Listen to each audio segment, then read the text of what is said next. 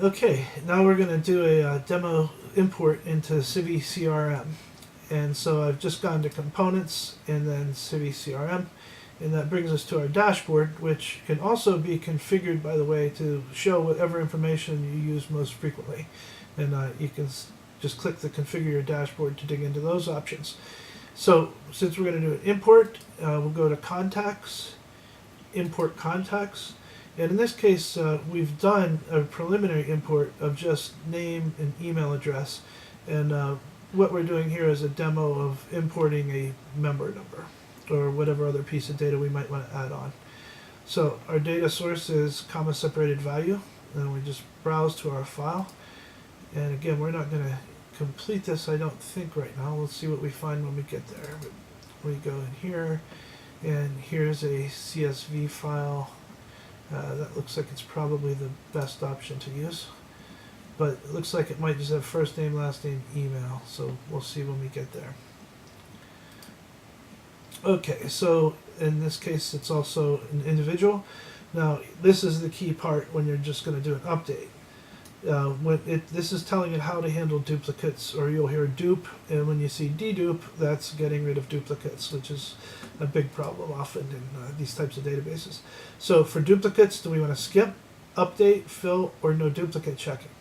Most of the time, if you've already got your initial information and you want to update, and what that means is it'll key off of, let's say, the email address, and for the matching email address, it will update any existing fields with new information that we're importing.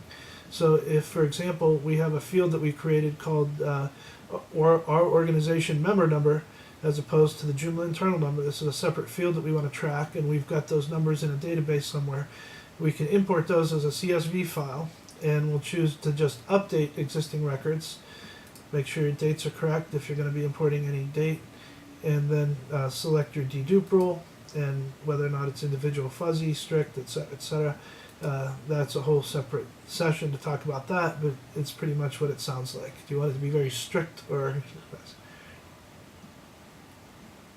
I'm sorry, could you repeat the question?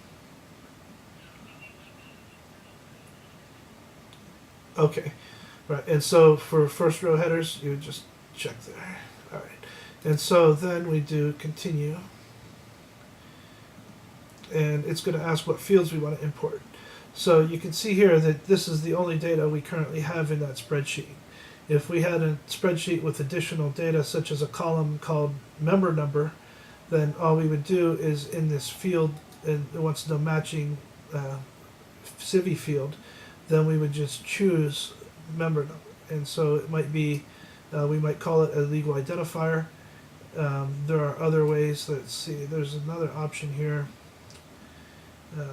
Or we, again, in this case, we might need to create one first. So we might need to create a field called Association Member ID Number. Now here's the internal contact ID. That's the one that's created by Joomla. So don't confuse that with what we're talking about.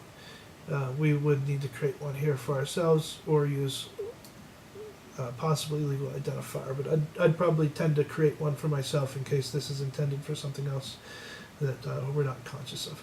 So all we would have to do is match that to the new row that we want to import, and as we hit continue and just follow the process, it would import all of those member numbers and just add them to the records of each individual without adding a duplicate record.